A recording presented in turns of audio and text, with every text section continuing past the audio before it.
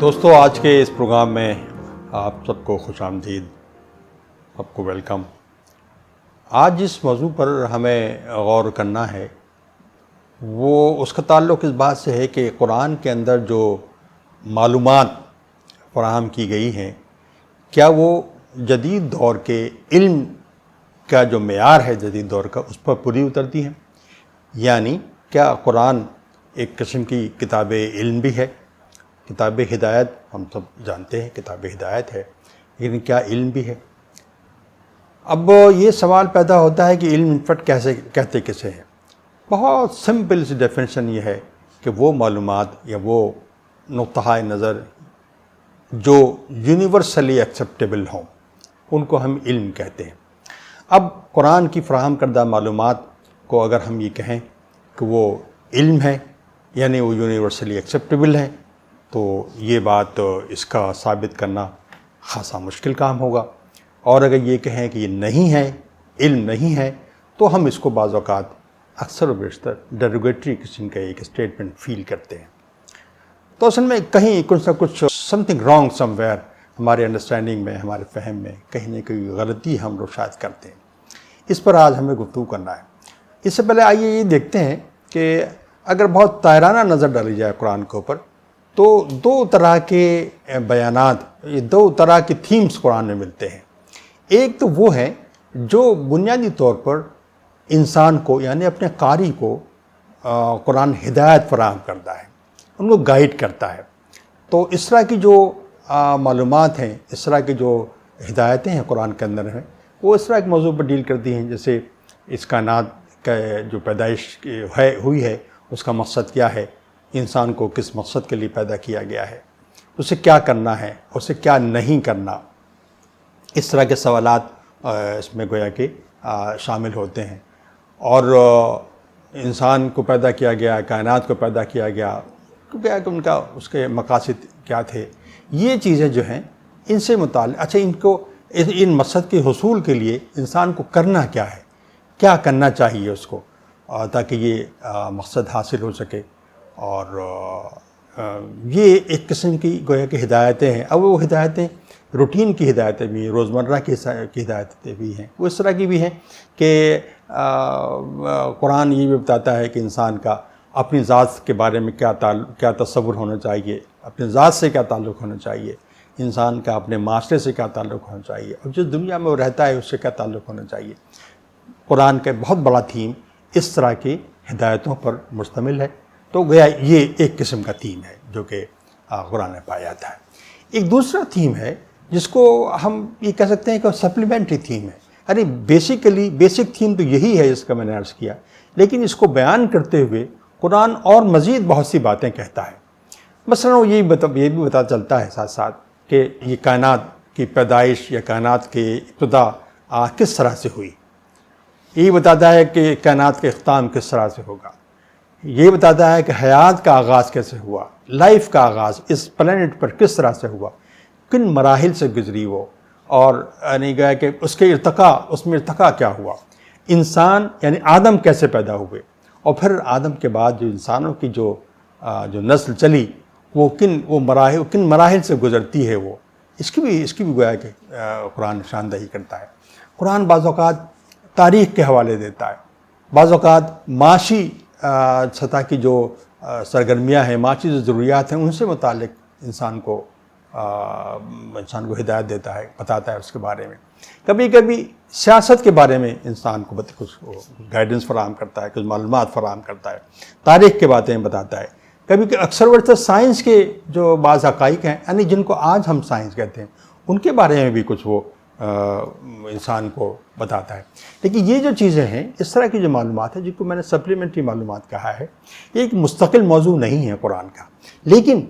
ہیں، یہ پائی جاتی ہیں قرآن کے اندر، اور قرآن اپنے ایک خاص کانٹیکسٹ میں ان کو بیان کرتا ہے اور آگے بڑھ جاتا ہے۔ ظاہر ہے یہ جو بیان ہے یہ بلا وجہ نہیں ہے، اور یہ اس کے کوئی خاص مقصد اللہ کے نزدیک ہوگا، لیکن بہرحال یہ دو طرح کی چیزیں ہیں۔ اگر ہم بہت سمپلی سوچیں تو دو طرح کی تھیمز ہیں قرآن کے اندر، ایک وہ جن کو ہم ہدایتی،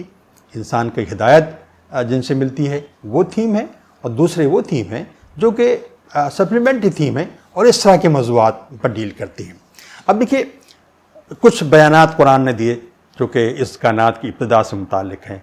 اور انسان کے ارتقاء سے متعلق ہیں، انسان کی پیدائش یعنی حیات کے آغاز سے متعلق ہیں، وغیرہ وغیرہ۔ اب یہ جو ریفرنسز قرآن میں دیے ہیں،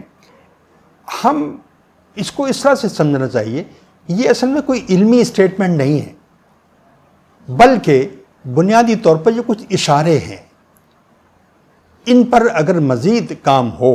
تو یہ اشارے بعد میں حقیقت بن سکتے ہیں اور اس علم کے معیار پر پورے اتر سکتے ہیں جن کو کہ ہم یونیورسل علم کہتے ہیں، یا وہ جو یونیورسلی ایکسیپٹیبل علم جس کو کہا جاتا ہے۔ یہ اس طرح کا علم قرآن پرووائڈ نہیں کرتا، بلکہ یہ بنیادی طور پر اشارے فراہم کرتا ہے، ہنٹ فراہم کرتا ہے۔ اگر کوئی چاہے تو اپنی جستجو کا، اپنی تحقیق کا آغاز ان ہنٹس کو، چاہے وہ کسی فیلڈ میں ہو، سائنس کے فیلڈ میں ہو، سیاست کے فیلڈ میں ہو، یا معاشرتی علوم کے فیلڈ میں ہو، تاریخ کے فیلڈ میں ہو، اور جو ممکنہ فیلڈس ہو سکتے ہیں، سائنس کے فیلڈس ہوں، ان میں تمام میں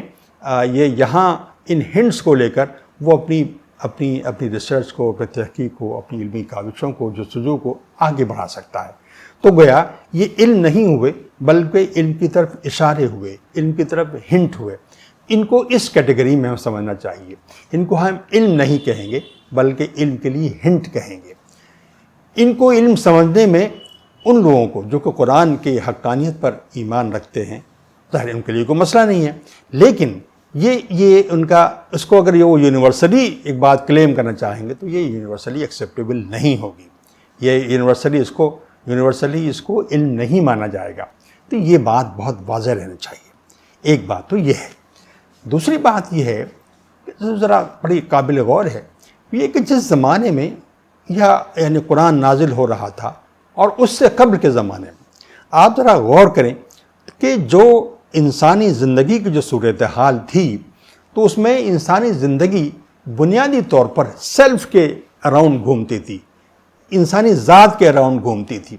یہ جو معاشرتی جو ادارے ہیں بہت زیادہ ابھی یہ مستحکم نہیں ہوئے تھے، اور انسان کا تعلق ذات سے تو تھا ہی، لیکن معاشرہ ابھی اتنا مستحکم بنیادوں پر قائم نہیں ہوا تھا۔ اسی طریقے سے انسان کے تعلقات جو کائنات سے ہیں یا اس دنیا سے ہیں جس دنیا میں وہ رہتا ہے، ان کو بہت زیادہ مستحکم بنیادیں فراہم نہیں ہوئی تھی۔ زیادہ تر وقت انسان اپنی ذات میں مگن رہتا اور اپنی ذات سے متعلق پوری سرگرمیوں میں وہ انوالو رہتا تھا، لیکن جیسے جیسے زمانہ گزرا اس کے بعد صورتحال میں تبدیلی ہوئی ہے۔ اب یہ ہوا ہے کہ انسان کی جو ذات ہے وہ بھی ان باتوں سے، ان ڈائمنشن سے متاثر ہوئی ہے جو کہ کائنات سے متعلق ہیں۔ اب آپ مان لیجیے کوئی بزنس کرتے ہیں، آپ کسی طرح کے ریسرچ و تحقیق میں آپ مشغول ہیں، سائنسی ریسرچ میں، کسی فنی ریسرچ کے اندر، کسی بھی اس کے اندر، تو آپ کی جو تگودوں کی جو ڈائمنشنز ہیں وہ بہت آسانی سے کائنات تک پھیل جاتی ہیں۔ جب آپ سائنس میں ریسرچ کرتے ہیں تو صرف ذات تک محدود نہیں رہتے، بلکہ پوری کائنات آپ کے سامنے ہوتی ہے، پوری دنیا آپ کے سامنے ہوتی ہے۔ کوئی بزنس کرتے ہیں تو اس بزنس میں بھی یہ دنیا، اس کو جس طرح سے آپ نے ایکسپلور کیا ہے، اس میں جو وسائل ہیں یہ آپ کے پیش نظر رہتے ہیں۔ اس طرح سے گویا ایک قرآن کے نزول کے زمانے میں یا اس سے قبل جو زندگی تھی وہ اپنی ذات میں محدود تھی۔ آج کی زندگی جو ہے کہ جو انسانی ذات ہے وہ اس کائنات سے اتنی زیادہ گویا کہ اس کا تعلق قائم ہو گیا ہے کہ آپ اس کو کائنات سے الگ نہیں کر سکتے، اس سماعیت سے آپ الگ نہیں کر سکتے، اس دنیا میں جو وسائل پھیلے ہوئے ہیں ان سے آپ الگ نہیں کر سکتے۔ تو گویا اس زمانے میں وہ آیات قرآنی، وہ ہدایتیں جن کو میں نے ہدایت کہا ہے، وہ ذات کی حد تک محدود تھیں، ذات سے متعلق تھیں۔ آج اس زمانے میں جبکہ زندگی ذات سے حد تک کائناتی ہو گئی ہے، دنیا کی زندگی ہو گئی ہے، اس میں ہمیں دیکھنا پڑے گا کہ اس کائنات کے بارے میں، اس دنیا کے بارے میں، اس دنیا سے انسان کے رشتے کے بارے میں قرآن نے کیا ہدایت دی ہے، کیا کہا ہے، قرآن کا نقطہ نظر کیا ہے۔ یہ جن چیزوں کو میں نے سپلیمنٹری کہا ہے، بنیادی طور پر انسان کے اس دنیا سے، اس زمین سے اور اس کائنات سے تعلق کو ڈیفائن کرنے میں ہیلپ فل ہوتی ہیں، اور یہ جو کہا گیا کہ انسان کب پیدا ہوا، پیدائش کن مراحل سے گزری، الٹیمیٹلی یہ ہماری پوزیشن، ہمارے علم اور ہمارے علم کے ارتقاء سے متعلق ہیں. اور یہ ظاہر ہے کہ یہ آج کی ایک نئی ڈائمنشن ہے جس میں ہم اپنے انٹلیکچوئل ایکٹیویٹی کے اندر، ہم اپنی بزنس ایکٹیویٹی کے اندر، ہم اپنی معاشی اور معاشرتی ایکٹیویٹی کے اندر، ہم اپنی کریٹیو ایکٹیویٹی کے اندر اور اپنی انٹلیکچوئل ایکٹیویٹی کے اندر، ان تمام ڈائمنشن سے ہم متاثر ہوتے ہیں. ماضی میں یہ صورتحال نہیں تھی، یعنی چند صدیاں قبل جو رسول اللہ کے زمانے میں یا اس کے امیجیٹ بعد یا اس کے ان سے امیجیٹ پہلے صورتحال نہیں تھی یا کم تھی. لیکن بتدریج دنیا جو ہم پر انفولڈ ہوئی ہے اس کے نتیجے میں یہ ڈائمنشن واضح ہوئی ہیں. اور اب ہماری ذات یعنی وہ ڈائمنشن جن کا تعلق عبادتوں سے ہے، جن کا تعلق رویوں سے ہے، جن کے بارے میں ہدایتیں بہت واضح طور پر قرآن کے اندر موجود ہیں، ان کا صحیح فہم، ان کا صحیح ادراک، ان سپلیمنٹری جو معلومات ہیں قرآن جن کو فراہم کرتا ہے، ان سے صرف نظر ہو کر ان کا ہم صحیح ادراک شاید نہیں کر پائیں. یہ ایک نیا نقطہ نظر ہے، یہ نئی ڈائمنشن ہے جو اس وقت سامنے ہمارے آتی ہے. تو گویا وہ چیزیں، وہ علم کی یعنی گویا سپلیمنٹری معلومات کی وہ ڈائمنشن جو اب علم کا درجہ اختیار کرتی جا رہی ہیں، یعنی ہمارے تگدوں کے نتیجے میں، ہماری کوششوں کے نتیجے میں اب وہ یونیورسل ہوتی جا رہی ہیں، تو وہ ہماری اس ذاتی ارتقاء کے لیے، ہمارے روحانی ارتقاء کے لیے بھی اب ضروری ہوتی جا رہی ہیں. تو مطلب کہنے کا یہ ہوا کہ قرآن کی وہ معلومات، قرآن کی بہت سی معلومات علم کے اس درجے پر فائز اس وقت تک نہیں ہوتی جب تک کہ علم کے جو مروجہ معیار ہیں ان کی کسوٹی پر رکھ کر ان کو ہم ثابت نہ کر سکیں کہ یہ علم اس علم کے معیار سے بھی علم کے درجے پر رکھنے کے لائق ہیں. لیکن یہ بتدریج ہوتا ہے اور قرآن نے اس سلسلے میں صرف اشارے کیے ہیں. بہت سی باتیں ایسی ہوں گی جن کو ہم اس معیار پر گویا ثابت نہیں کر پائیں گے. تو اس کا مطلب صرف یہ ہوگا کہ ابھی ہمارے پاس جو ٹولز ہیں انویسٹیگیشن کے ابھی اس قابل نہیں ہوئے ہیں کہ ہم ان کی جو تفصیلات ہیں اور ان کو ہم ثابت کر سکیں، ان کو ہم ڈسکور کر سکیں اور پھر یہ دیکھ سکیں کہ یہ قرآن نے جو بات کہی ہے یہ اس سے مطابقت ہے. گویا ہمارا فہم کا مسئلہ ہوگا، ٹولز کی ان اویلیبلٹی کا مسئلہ ہوگا. جب ٹولز ہمارے پاس بڑھ جائیں گے اور ہمارے فہم میں اضافہ ہوگا تو یہ جو اشارے ہیں قرآن کے یہ بھی علم کے درجے پر فائز ہو جائیں گے. اس موضوع پر یہ چند باتیں تھیں جو میں کہنا چاہتا ہوں، اور یہ بات واضح رہنی چاہیے کہ قرآن کے بہت سی باتیں، بہت سی تعلیمات جو ہدایت کے درجے کی ہیں ان کا تو کوئی مسئلہ نہیں ہے، لیکن جو علم کے درجے پر پہنچ سکتی ہیں وہ ضروری نہیں ہے کہ وہ ہر دور میں وہ علم کے درجے پر فائز ہو سکیں جب تک کہ اس دور کی علم کا جو معیار ہے اور جو اس کے ٹولز ہیں ان کے مطابق وہ ثابت نہ ہو جائیں. قرآن کی بہت سی باتوں کو آج ہم ثابت کر رہے ہیں،